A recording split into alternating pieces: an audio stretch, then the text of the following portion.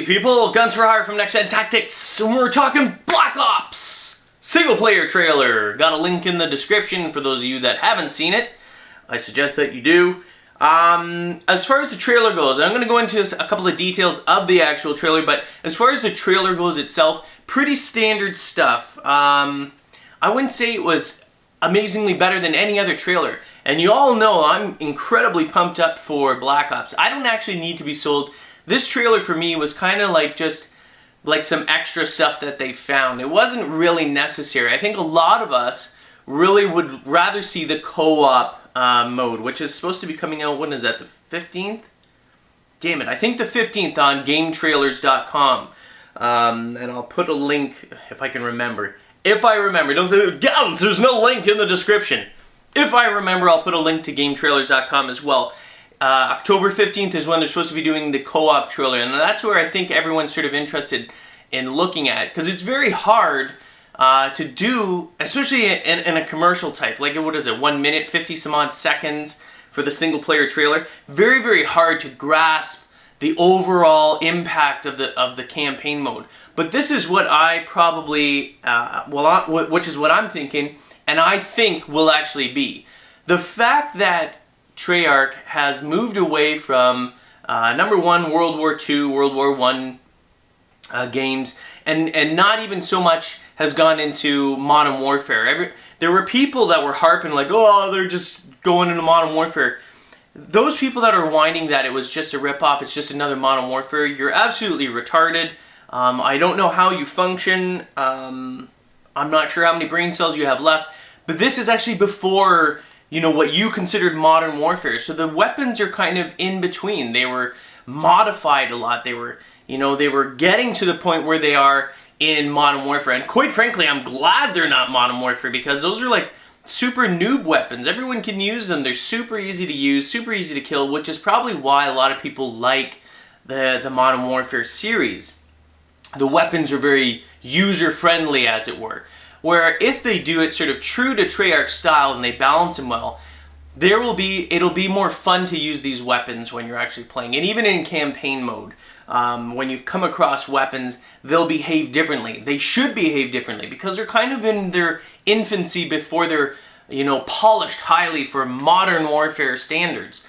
Anyway, so if you look at the actual footage from the single player campaign, you'll see that it stretches across a vast array of different areas that you're going into. I think it's absolutely amazing.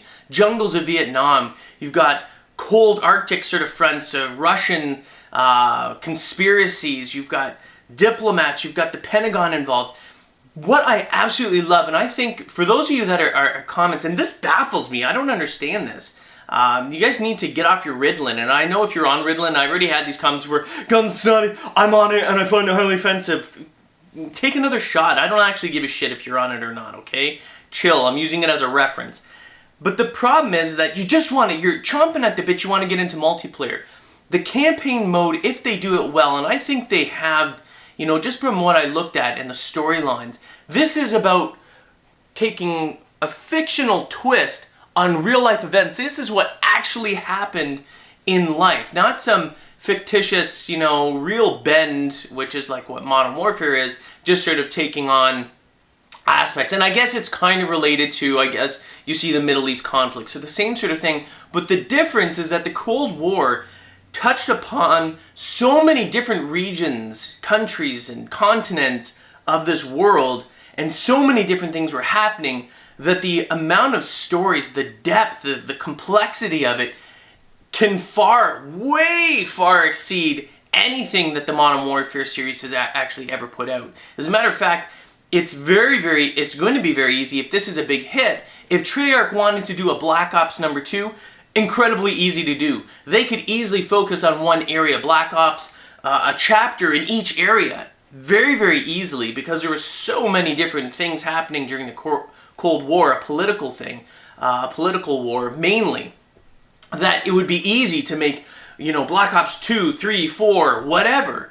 It would be easily done. as long as they sort of use what actually happened in history and modify it. I mean, they wouldn't have to modify it much because there were so many crazy things that happened. Look at the Vietnam War. You know, I'm not saying that that is the Cold War, but it happened during that time era. Incredible. I mean, they made movie after movie after movie. Very easy. I mean, how hard would it be for them to actually make a campaign, a story based on just Vietnam? Not hard at all. Absolutely not hard at all. So I like the fact that they're starting as this general area here. There's going to be so much going on. And you got to look at it this way. The acting and everything like that, from what I've seen, it looks incredible. And this is what you want in a campaign. You want basically a blockbuster movie that you get to interact with. Gone are the days when you went into the movie theater and sat for an hour and a half to 2 hours watching a great movie. Don't get me wrong, like one of my absolute favorite war movies is Apocalypse Now. Absolutely loved it. I mean, that movie's like near, what, 3 hours long or over 3 hours long.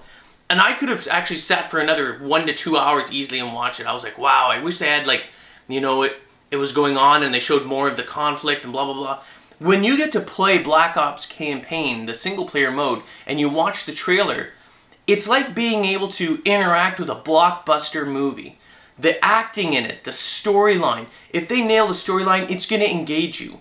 And this is what I'm saying, like all those people that just want to jump right into multiplayer, you're missing a huge component of this game, a huge enjoyment factor, something that's going to make you enjoy the multiplayer that much more. It's going to give you a baseline, it's going to give you a story. What is it? What are you playing in? What is this level? How does it relate?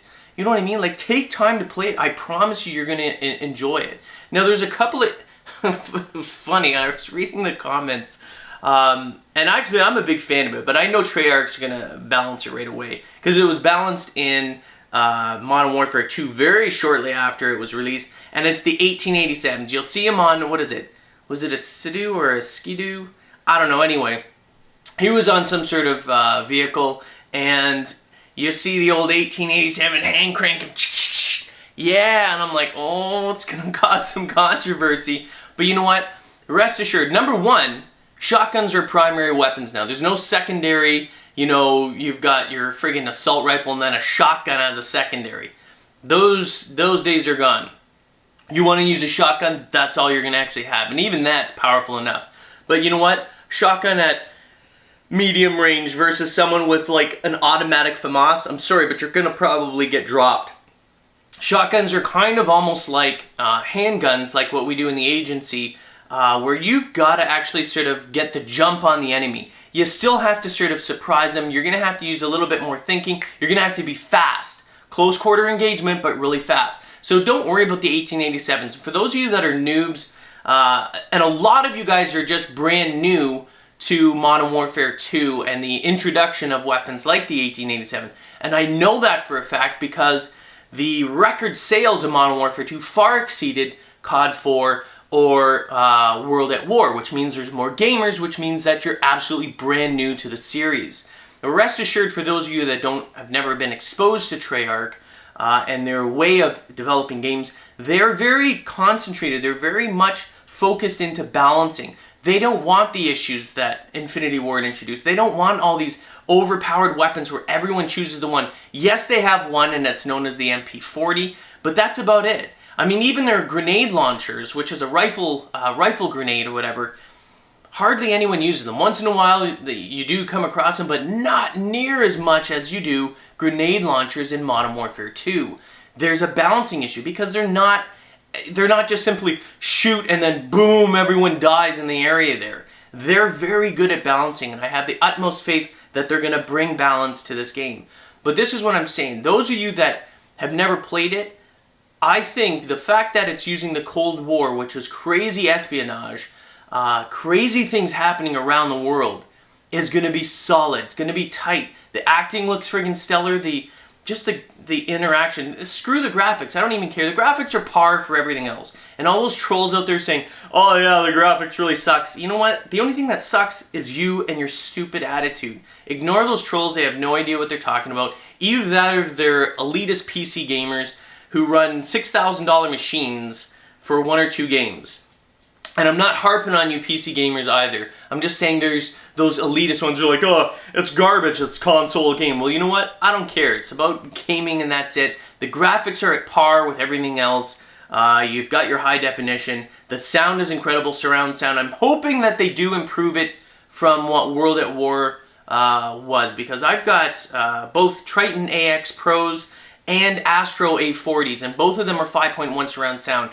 And I can tell you that in World at War, the sound is off. Like the actual sound and the way that they've done it, I don't know if it's laggy or something like that, but it throws you off. Half the time it's me running around, and then I turn around thinking it's someone else, and it's actually my footsteps that I'm hearing behind me. So they did have sound issues, and I'm sure that they've corrected them. If not, I'll be the first to not harp and moan and bitch about it, but to let them know and sort of send them stuff, whether they see it or not. I mean, they do come across this stuff, and it's important that you give feedback, not just bitch and moan. But anyway, yes, the 1887's there. It's a primary weapon. It's a primary weapon. You don't have to worry about it. I don't know if it's... I guess you can do a Kimbo, because they do have a Kimbo in there. But again, they know the issue of the 1887 with, you know, all you whiners and bitchers that were out there going, oh, it's completely overpowered, and then out came the Spaz that has like twice the range of the 1887s and whatever. There's always going to be something that someone's going to complain about. But I have the faith in Treyarch that they're going to balance it. They're not going to allow a weapon that's notoriously known to be overpowered to be at the same level. So they're going to do it. They're going to make sure it's sort of nerfed, more or less. Anyway, I'm not worried about it. You shouldn't be worried about it. But definitely play that single player. You're going to miss out on a tremendous amount. I guarantee you it will be one of the best, if not the absolute best campaign that we played in the COD series so far, because the Cold War was amazing. And I'm hoping, actually, that they're going to use a lot more espionage in there. You know, like Splinter Cell, Metal Gear, that sort of sneakiness that, you know, not just pure run and gun. And I got that feeling only because that's really a huge component of the Cold War. I mean, that's where a lot of the James Bond movies got their inspiration from. And that's all sneaky spy stuff. So if they didn't allow for some component to be silencers only, which they did even in Modern Warfare 2, so I have no doubt that they will, they need to have a fairly large component of that in there, whether you're fans or not, to sort of be true to that era. You need to have some sort of component where it's espionage. And just by that short trailer, it looks like they're going to have that component. I mean, I got a feeling from it that they're going to have at least a good portion of it that's going to be like that. To bring balance. Again, it's a balance, right? It's all about feeding everybody's needs in this game. It's just very hard to do, but I think Treyarch's going to do an amazing job. So when you get it, yes, I know you're going to jump into the multiplayer, but play the single player. I promise you it's going to be great. If you don't want to play it and you're curious to see what it's like, you know, maybe tune into one of our Tuesday live stream. They're free on our website. When it's released, Spider-Bite will be playing it, which is my partner at NextGenTactics. He'll be playing the campaign mode from start to finish, and on Tuesdays we stream it live from our website, so you can take a look at it. I guarantee you you're going to friggin' like it. It's going to be amazing. So anyway, that's it. That's my take on it. I'm actually super stoked. I guarantee you I'm going to be playing the campaign mode more than once. More than once. It's going to be friggin' epic. I'm GunScribe from NextGenTactics. Peace.